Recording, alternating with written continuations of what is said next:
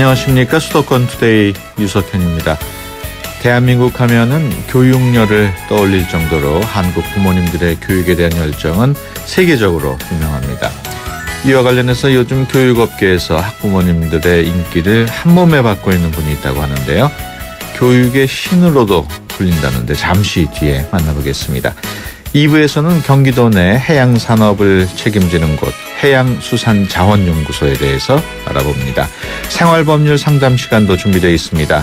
복잡한 법률 문제 있으신 분들은 서울 전화 02-771국에 0945번으로 전화 주시거나 짧은 문자 50원, 긴 문자 100원의 이용료가 있는 샵 0945로 문자 주시기 바랍니다. 법무법인 한별의 조상원 변호사가 상담해 드립니다.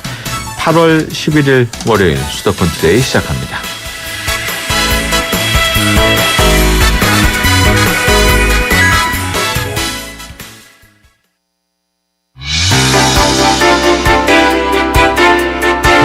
여러분은 지금 YTN 라디오 수도권 투데이를 듣고 계십니다. 이 시간 진행은 유석현 앵커입니다.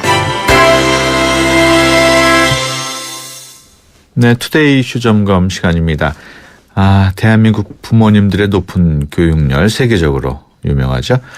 그래서 이제 명문대학교 가는 법, 또 공부 잘하는 법 이런 제목의 책 또는 강의들이 아주 높은 인기를 끌고 있습니다.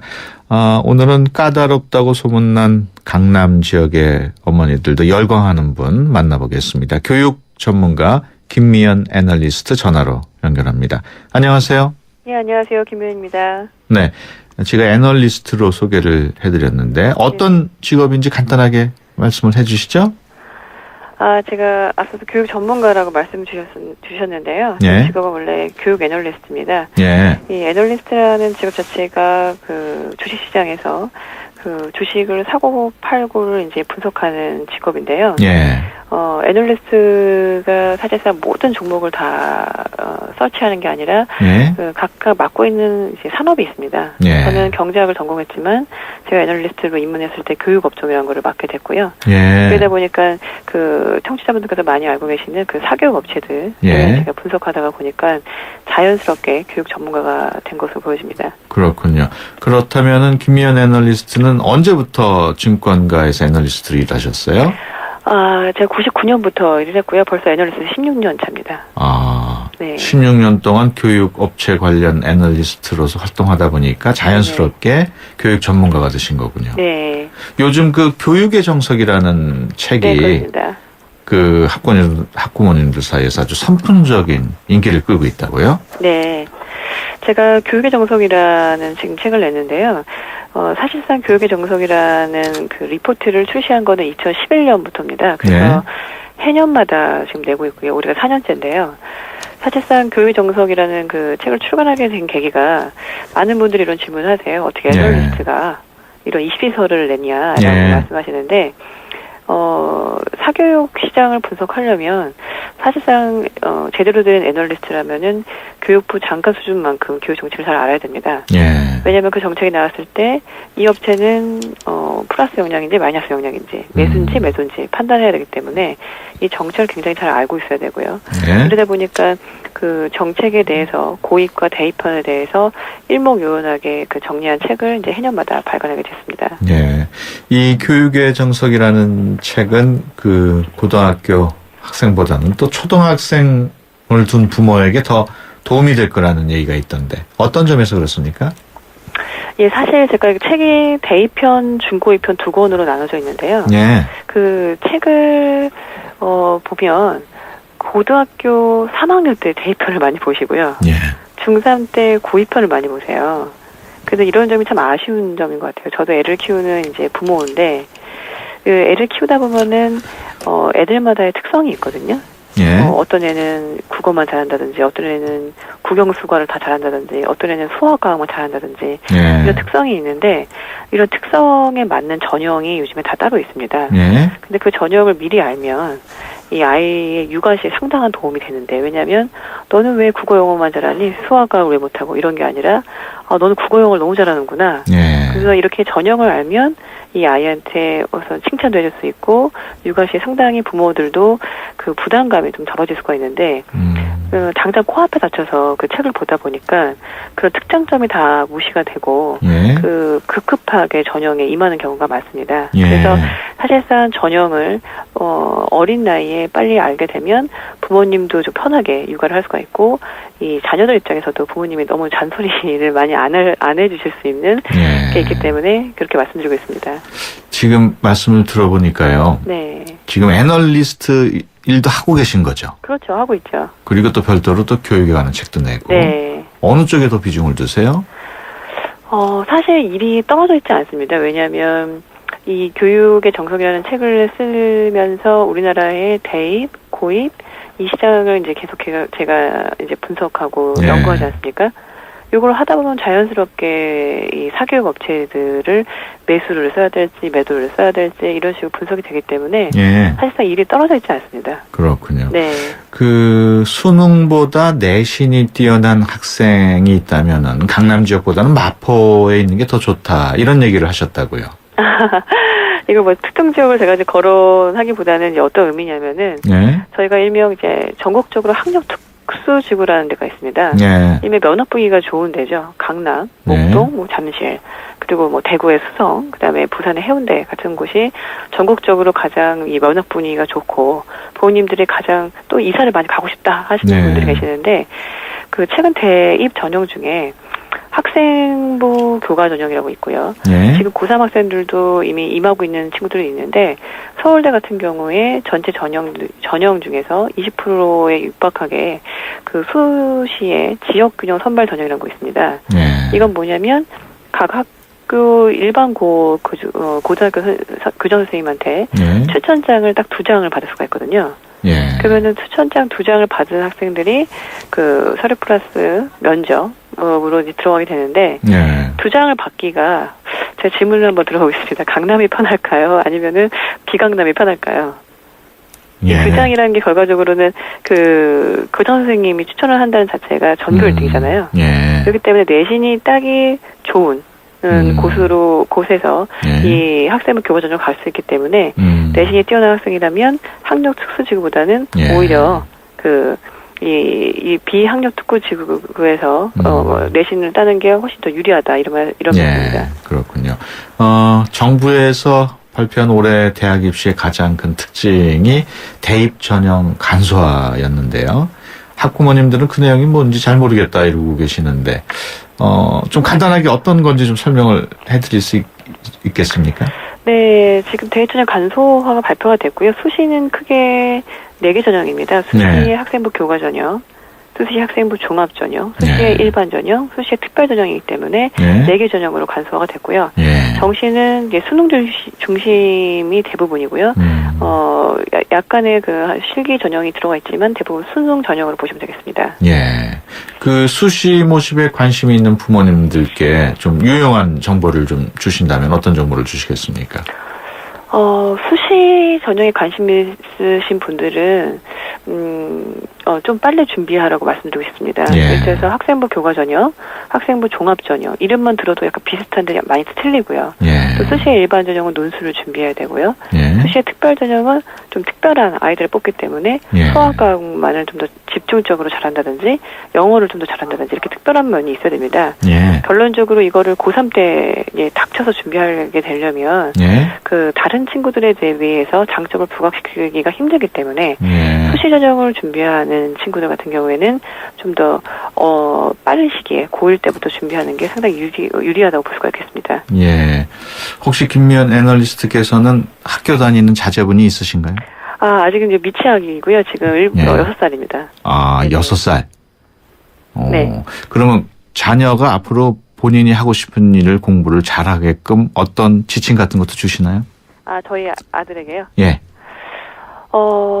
지침이라기보다는 좀 마음을 편안하게 키우고 있는 것 같습니다. 왜냐하면 애널리스트 일을 하다 보면 예. 제가 세미나를 굉장히 많이 하게 되는데요. 예. 제가 저희 아들을 임신했었을 때 임신 기간 동안 한 300회 정도 세미나를 했습니다. 예. 그래서 제가 약간 걱정을 했거든요. 예. 태어났을 때 애가 너무 음악도 안 듣고 예. 세미나만 해서 이게 약간 부작용이지 않을까 했는데 약간 거짓말을 좀 보태면 애가 네. 태어나자마자 말을 잘합니다. 예. 그런데 문제는 원래 그 과학고 가는 애들의 그 전형적인 특성이 예. 한 5세부터 이미 레고라든지 퍼즐이라든지 이런 프라모델 이런 걸 예. 굉장히 좋아하거든요. 그렇군요. 그래서 아들을 키우고 계신 부모님이나 과학고를 보내고 싶은 부모님들은 애가 이 레고라든지 이런 거에 관심이 없으면 약간 불안해하십니다. 아, 우리 애가 너무 수학과학을 싫어하지 않을까? 라고 불안해하는데 저희 아들 같은 경우에는 레고를 시켰을 때 발로 이제 차면서 축구를 하더라고요. 근데 이걸 만약에 제가 이런 전형을 몰랐으면 굉장히 불안했을 텐데 아, 얘가 너무 수학과학을 싫어하는 거 아닌가?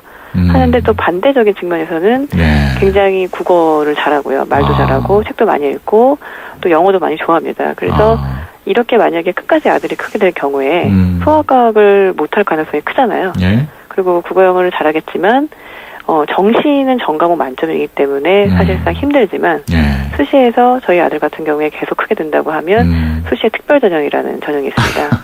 그래서 사실상 전형이 뭐 저희 아들 그때는 좀 바뀌겠지만 이렇게 한 분야의 특장점이 있는 아이들이 못하는 과목한테 약간 이렇게 잔소리 하다기보다는 아, 이런 면을 좀 더 키울 수 있는 게 상당히 도움이 됩니다. 알겠습니다. 시간이 많으면 더 많은 얘기를 나누고 싶은데요. 시간이 제한돼 있어서 오늘 여기까지만 하겠습니다. 지금까지 김미연 애널리스트였습니다. 오늘 말씀 고맙습니다. 네.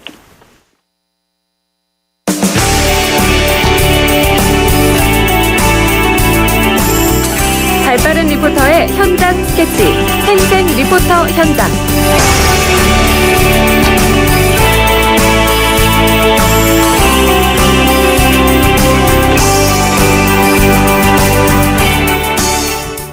네, 수도권의 다양한 소식 리포터의 취재로 전해드리는 시간입니다. 오늘은 송향미 리포터와 함께합니다. 안녕하세요. 네, 안녕하세요. 네, 오늘 어떤 소식인가요? 네, 오늘은 아시아 최초이자 국내 유일의 대한영화제인 제14회 서울국제 뉴미디어 페스티벌에 대한 소식 준비했습니다. 네. 지난주 목요일 저녁 마포구청 대강당에서 이번 축제의 개막식이 있었는데요. 이날 개막식 현장 다녀왔습니다. 네, 서울국제 뉴미디어 페스티벌 어떤 행사인가요? 네, 서울국제 뉴미디어 페스티벌, 줄여서 네마프라고도 불리는 이번 축제는요, 8월 15일까지 마포구 홍대 인근의 대한공간에서 즐길 수 있습니다. 네. 올해는 우리 시대의 민속지라는 주제로 세계 각국의 다양한 영상과 전시작품들을 만나볼 수 있는데요. 영화제와 전시제 두 부분으로 나눠서 진행이 되는데 홍대 걷고 싶은 거리와 인근 지역의 카페에서는 다양한 부대 행사도 마련된다고 합니다. 네. 더 자세한 소개는 집행위원장인 김장연호 씨에게 들어보시죠. 올해는 전 세계 50개국에 한 800여 편의 작품이 출품이 됐어요. 그중에서 저희가 24개국에 40여 편의 작업들을 글로컬 부회전에서 저희가 소개를 하고요.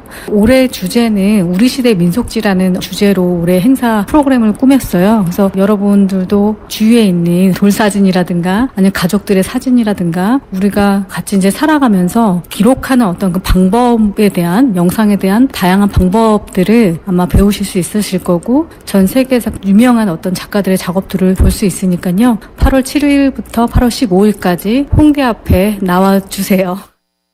네, 국제 영화제의 경우에는 많이 알려져 있고 우리가 익숙하지만 뉴미디어 페스티벌은 조금 생소해요. 네. 보통 시민들이 영화관에 가서 극영화를 많이 보는 편인데요.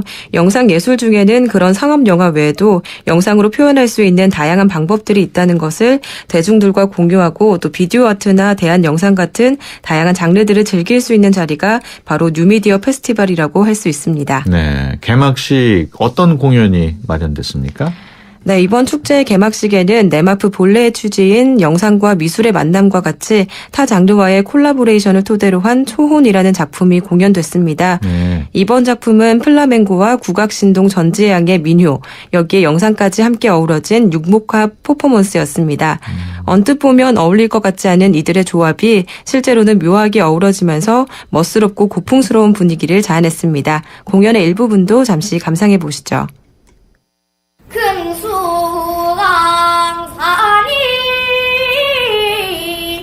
아무리 좋아도 정든님 없으면 엄청막한 산일세.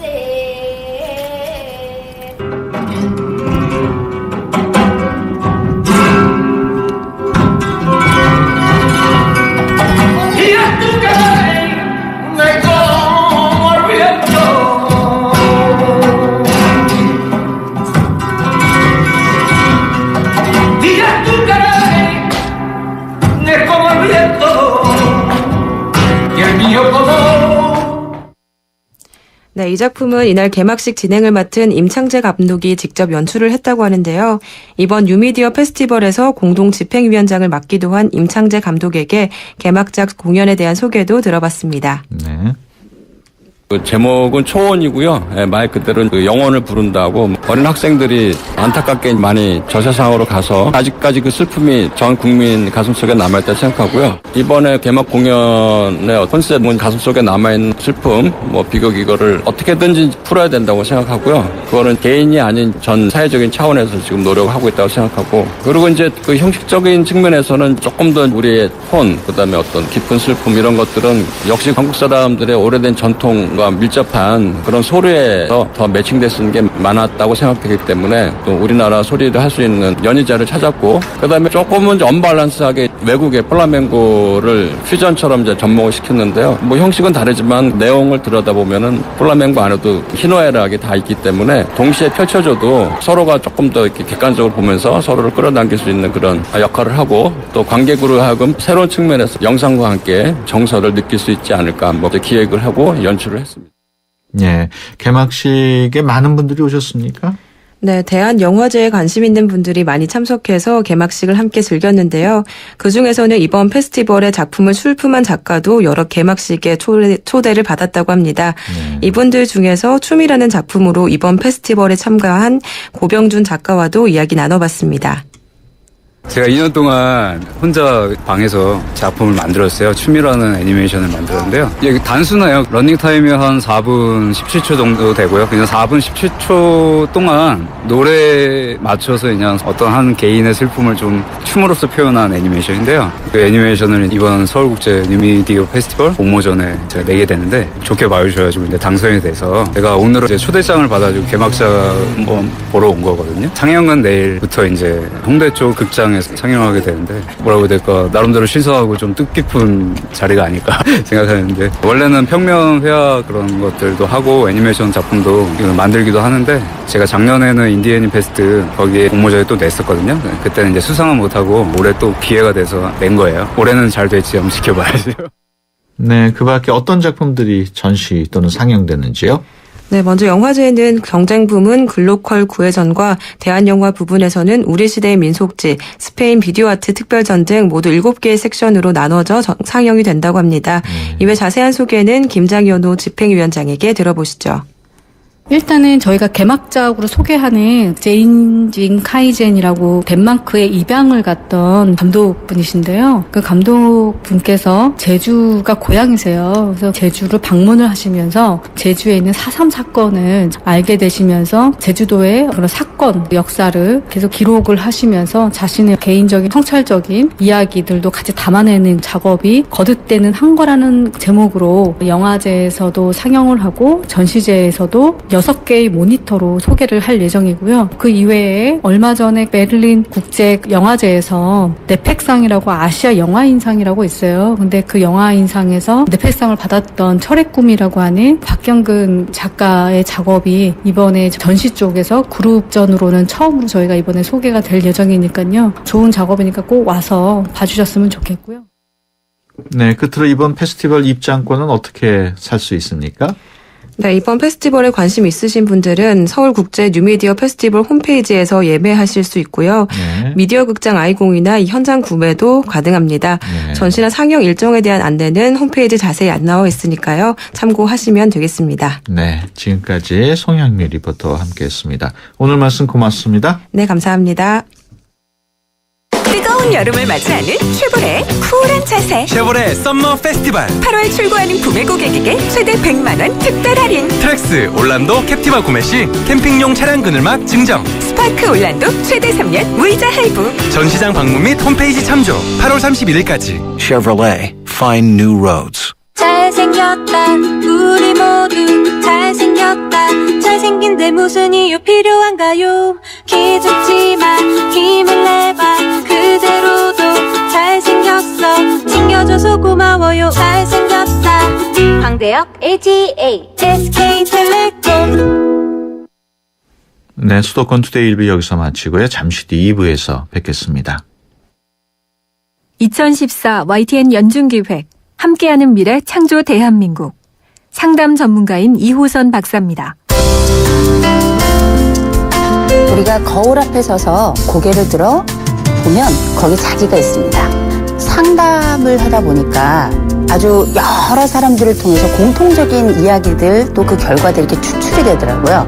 나를 위해서 뭔가를 해본 현대인들이 거의 없어요.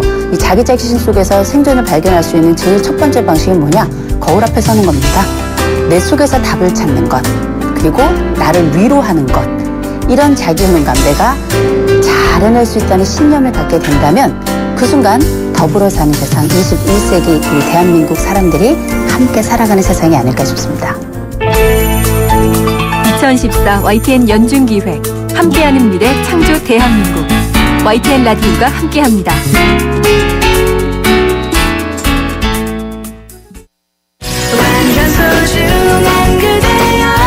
완전 소중한 반려동물.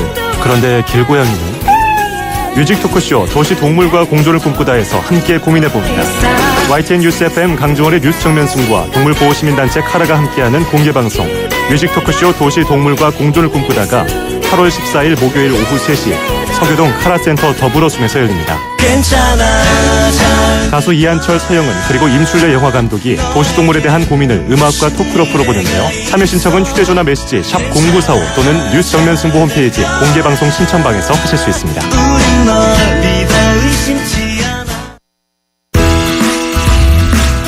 좋은 정보 다 모여있는 YTN FM 라디오 오늘 함께하는 이 하루가 좋은 걸 유익한 라디오 수도권 투데이 YTN 수도권 투데이 수도권 투데이 2부 시작합니다. 해양산업의 가치와 중요성에 대한 관심 전 세계적으로 갈수록 높아지고 있죠. 오늘은 명실상부하게 경기도의 해양산업 모든 분야를 책임지는 기관 경기도 해양수산자원연구소에 대해서 잠시 뒤에 자세한 얘기 나눠보겠습니다. 생활법률상담 마련돼 있습니다. 생활 속에 발생할 일들에 대한 법적인 관계 어떻게 정리해야 할지 궁금하신 분들은 02-771국에 0945로 전화 주시거나 샵 0945로 문자 주시기 바랍니다. 짧은 문자 50원, 긴 문자 100원의 이용료 있고요. YTN 라디오 애플리케이션 ES로도 참여하실 수 있습니다. 수도권 투데이 2부 수도권 뉴스 브리핑으로 시작하겠습니다. 이윤지 아나운서 전해주세요. 네, 수도권 뉴스 브리핑입니다. 오늘 16일 프란치스코 교황이 직전하는 광화문 10옥식을 준비하기 위해 광화문 일대 도로가 오늘부터 부분 통제에 들어갑니다. 오늘 오후 1시부터는 광화문 광장 북측 유턴차로 통제를 시작으로 재단과 무대시설물 설치를 위해 주변 차로가 단계적으로 통제됩니다. 또 15일 금요일 저녁부터는 광장 주변 모든 차로가 통제됩니다. 밤 8시에는 중앙 지하차로가, 9시에는 세종대로 사거리부터 서울시청과 대안문 앞에 이르는 구간이, 11시에는 구세군 회관 앞 사거리에서 종로구청 입구까지 단계적으로 통제됩니다. 참가자들이 지역별로 모이기 시작하는 16일 토요일 새벽 2시부터는 통제 구간이 경복궁역과 안국동, 서대문역, 숭례문 한국은행, 을지로 1가, 광교, 종로 1가까지 확대됩니다. 가정에서 아이를 돌보는 부모가 아이를 잠깐 맡길 수 있는 서울시 내 시간제 보육시설이 올해 32개로 늘어납니다.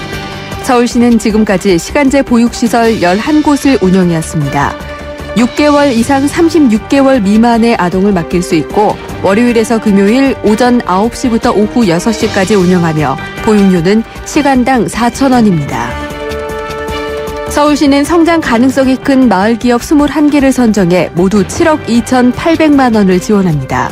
지역에서 필요한 사업을 펼치며 경영 측면에서 자립할 수 있고 일자리도 만들 수 있는 기업들이 지원 대상입니다. 지금까지 수도권 뉴스 브리핑이었습니다.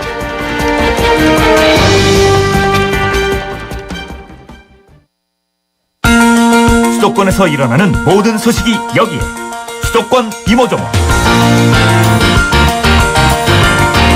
육지에 비해서 훨씬 많은 자원을 지닌 바다에 대한 관심이 갈수록 높아지고 있습니다. 그만큼 해양의 가치와 중요성이 점점 커지고 있는데요. 경기도에도 해양 산업의 발전을 위해서 애쓰는 해양수산자원연구소가 활발하게 활동하고 있습니다. 오늘은 경기도 해양수산자원연구소 홍석우 소장 전화로 연결해서 자세한 얘기 나눠보겠습니다. 안녕하세요. 예, 안녕하세요. 네, 먼저 경기도 해양수산자원연구소 어떤 연구소인지 간단하게 소개해 주시죠. 네, 아마 청취자 여러분께서는 경기도 해양수산자원연구소라는 이름보다는 경기도 민물고기 연구소라는 이름이 더 익숙해져 있으실 거라고 생각이 듭니다만은 우리 연구소는 89년도에 내수면 개발 시험장이라는 이름으로 시작해서 2004년도에 민물고기 연구소로 기관 명칭을 변경했습니다. 게다가 12년 7월에 다시 해양수산행정기관인 수산사무소와 통합해서 해양수산자원연구소로 거듭나게 되었습니다. 그래서 경기도의 내수면 분야뿐만 아니고 명실상부한 경기도 해양수산 전 분야를 바다까지 책임지는 기관이 되었습니다. 지금 현재는 양평에 본소를 두고 화성에는 수산기술센터를 둬서 어민들을 지도하고 있습니다. 예. 현재 연구소에서 추진하고 있는 여러 가지 사업 가운데 G+C라는 사업이 관심이 높다는데 이게 어떤 내용인가요? 이게 G+C는 육식상 양식장에서 키우는 수산물 내에 있는 항생제 등 여러 가지 유해물질 38종에 대해서 식약처 기준 이하의 유해물질 유무를 검사하고 양식 기술 지도 등을 통해서 생산된 안전한 수산물을 말합니다. 현재 G+C는 생산 양식장은 경기도에 18개소가 있습니다만은 우리 연구소에서 이들 양식장에서 키우고 있는 물고기에 대해서 2개월에 한 번씩 유해물질 검사를 실시하고 있습니다. 연구소에서 적극적인 관리에서 10년도에 한 번 일건을 제외하고는 현재까지 전혀 유해물질이 검출되지 않고 있습니다. 혹시 경기도 지역의 식당에서 우리 경기도지사가 발행하는 G+C 인증서를 찾으셨다면 그 식당에서는 민물고기에 대해서 안심하고 드셔도 되실 것 같습니다. 이 G+C 인증서를 식당에 이렇게 비치하기도 하는 모양이죠? 네, 그렇게 하고 있습니다. 예. 연구소에 마련된 생태학습관, 이 생태학습관도 관람객들의 발길이 꾸준히 이어지고 있다고요? 네, 2002년도에 연구소에서 저희가 민물고기를 좀 더 효과적으로 홍보하고 우리 민물고기의 아름다움을 알릴 수 있는 방법을 고민하다가 생태학습관 이름으로 민물고기 홍보관을 건축하게 되었습니다.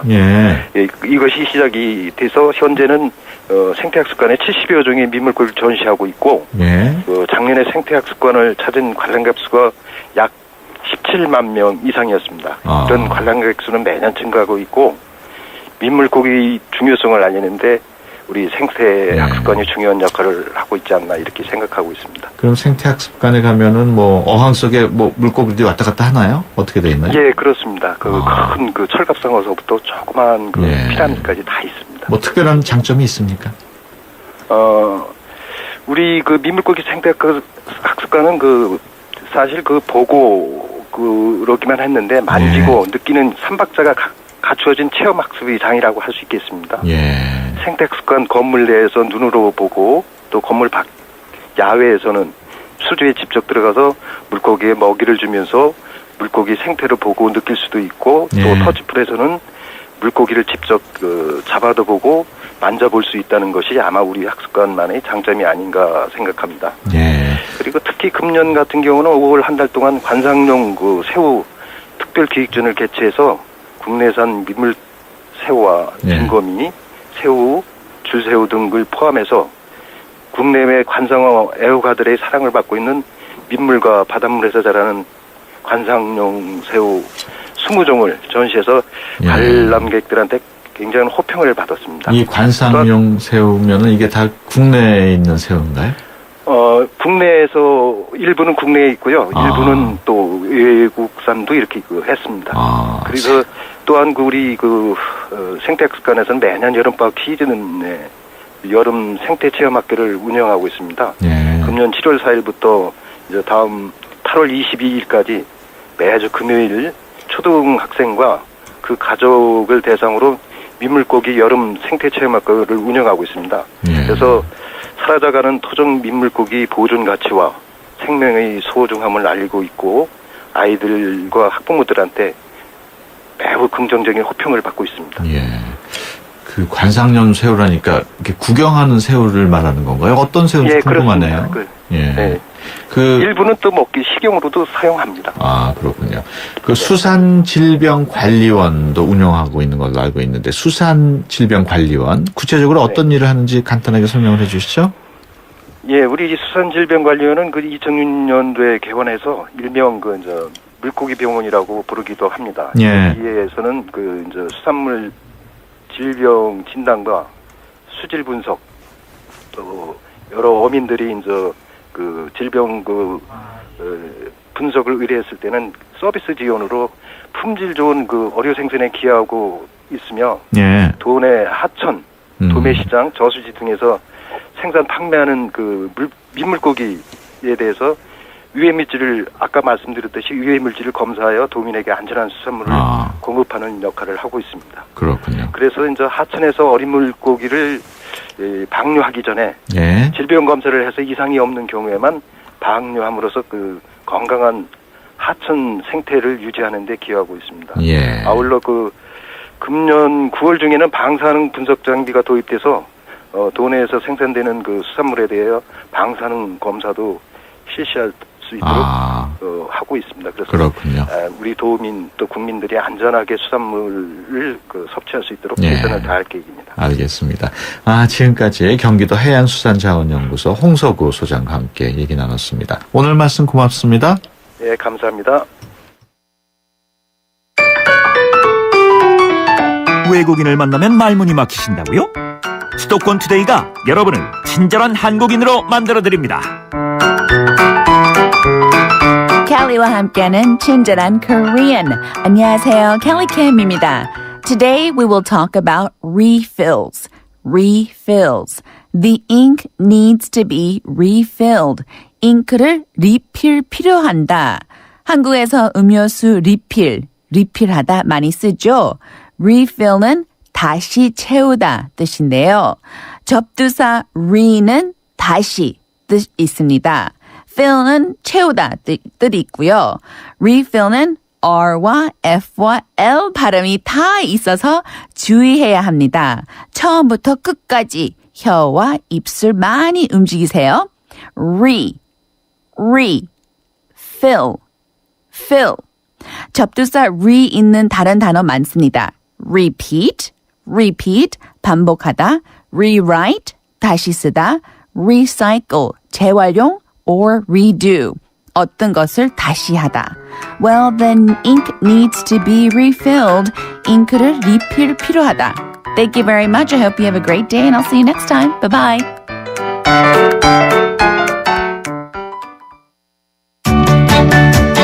수도권 투데이.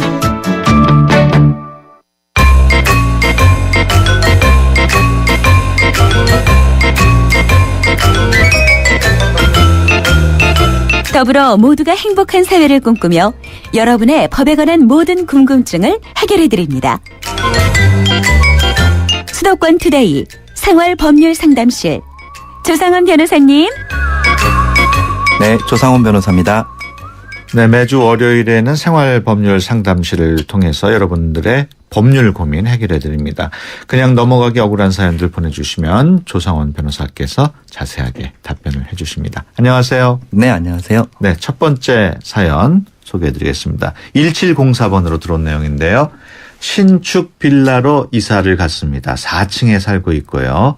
얼마 전 5층에 사는 분이 확장 공사를 시작했는데 이 공사로 혹시 제가 피해를 입게 되면 건축주가 책임을 져야 하나요? 아니면 집주인이 져야 하는지요?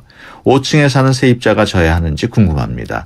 듣기로는 하자보수 3천만 원 보험 같은 게 있다던데요. 이런 내용이거든요. 네. 이런 경우에 이제 확장 공사를 해서 확장 공사로 인해서 어떤 소음이나 분진 피해가 있을 수도 있고요. 아니면 공사를 하고 난 이후에 뭐가 잘못 건드려져서 아래층에 뭐 물이 샌다거나 뭐 이런 문제가 발생할 수가 있는데요.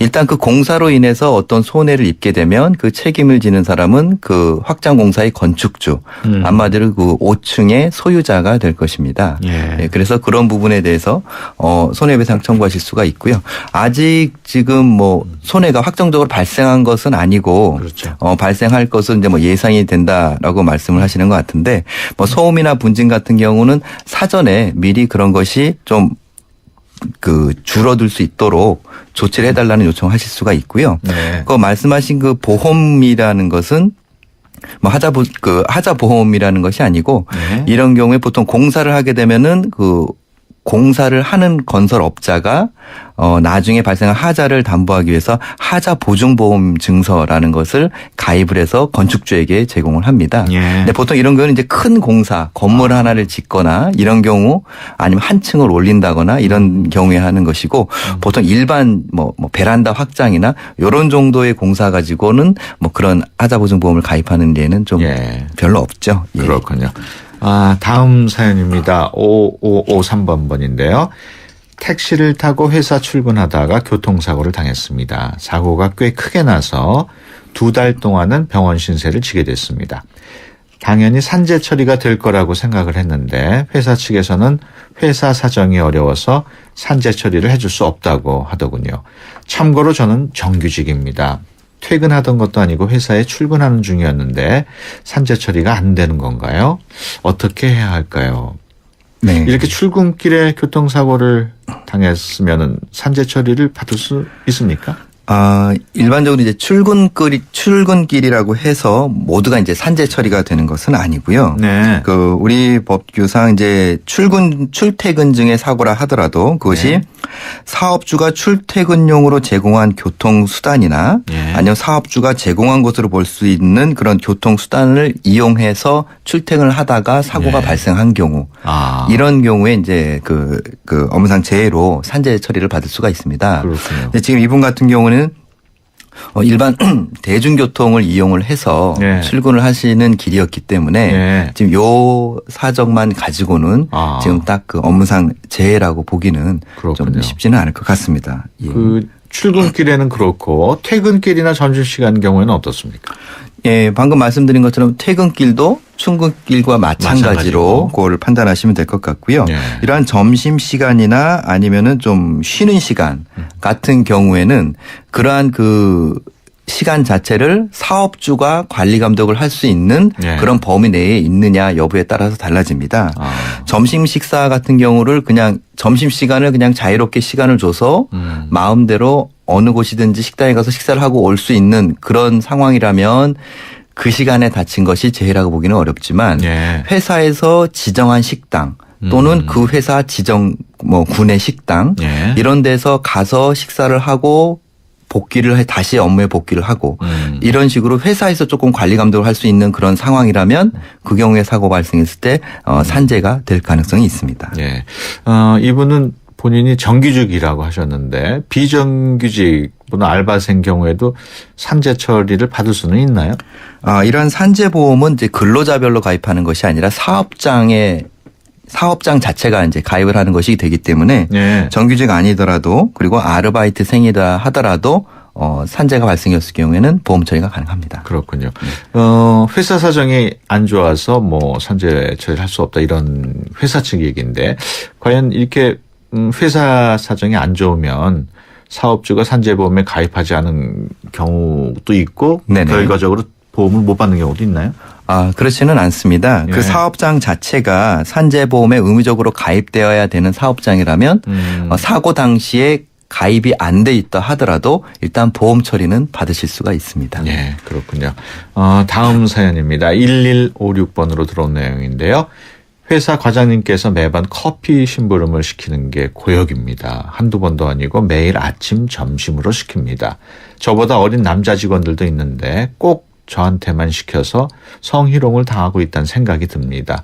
얼마 전 뉴스에서 회사 여직원에게 임신했냐고 묻는 것도 성희롱이라는 걸 봤는데 저도 성희롱으로 피해 신고를 할 수 있는지요. 하지만 잘못 말했다가 저만 힘들어질까 봐 걱정입니다. 이렇게 커피 심부름 시키는 거를 성희롱으로 볼 수 있나요? 예, 단지 그것만으로는 좀 쉽지는 않을 것 같은데요. 예. 한 가지 참고적으로 말씀드리고 싶은 것은 최근에 난 뉴스에서 뭐 여직원에게 임신했냐고 물었냐다는 것만으로 이제 성희롱이라고 판단이 됐다라는 부분에 있어서 좀 많은 분들이 좀 오해를 하고 계실 것 같아서요. 단순히 그 여직원에게 임신했느냐 물어봤다라는 것만으로 성희롱이 되는 것은 아니고요. 이 당시 이 법원의 이 판단은 그 해당 남자 상사가 이전에 이미 여직원에 대한 신체 접촉으로 인해서 성희롱으로 벌금형을 받은 전과가 있었던 사람이었고요. 그다음에 이 해당 여직원에게는 전화 통화를 하다가 여자 직원이 이제 퇴사에 대한 얘기를 꺼내니까 남자친구랑 어떤 문제가 있냐 아니면 뭐 임신을 했느냐라는 식으로 그 뉘앙스가 남자친구랑 한마디로 어떤 성관계를 맺어서 그것 때문에 뭐 퇴사를 하느냐 이런 식으로 한마디로 그 얘기를 듣는 사람이 좀 수치심을 느낄 수 있는 그런 상황이었던 것이죠. 그렇기 때문에 단순히 임신 여부를 물었다라는 것만으로 성희롱이 되는 것은 아니고요. 이분 같은 경우도 커피 심부름을 계속 나한테만 시킨다는 것만으로는 성희롱이 될 수는 없을 것 같고요. 하지만 커피 심부름을 시키면서 어떤 성적인 농담이나 좀 성적인 굴욕감을 느낄 수 있는 그런 표현을 하면서 시킨다면 그것은 별도의 성희롱 문제가 발생할 수 있습니다. 그럼 이분 경우에는 그 커피 심부름을 시키는 게 아무래도 본인 상사인데 이렇게 계속 시키는 경우에는 그냥 계속 그냥 응하는 수밖에 없나요? 어떻습니까?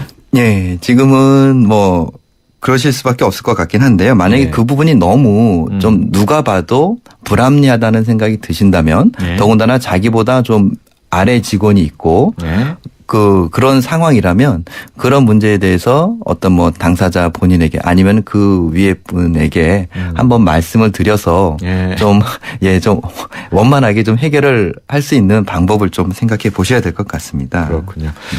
지금 이 경우에는 뭐 성희롱으로 얘기하기는 좀 어렵다고 말씀을 하셨는데 만약 직장 내에서 성희롱을 당하는 경우 어떻게 대처를 하면 될까요?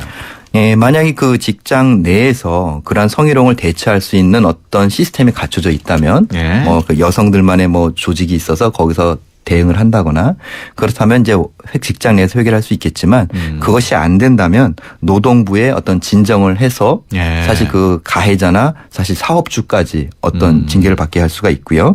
또 국가인권위원회에 진정을 해서 해결하거나 아니면 그런 것도 다 안 된다면 민사소송이나 형사고소를 통해서 해결할 수 있습니다. 또 한 가지는 이러한 그 성희롱을 진정을 했다는 사유로 이 피해자가 오히려 불이익을 받게 됐을 경우에는 그 자체로 다시 또 노동위원회에 진정을 하실 수가 있습니다. 그렇군요.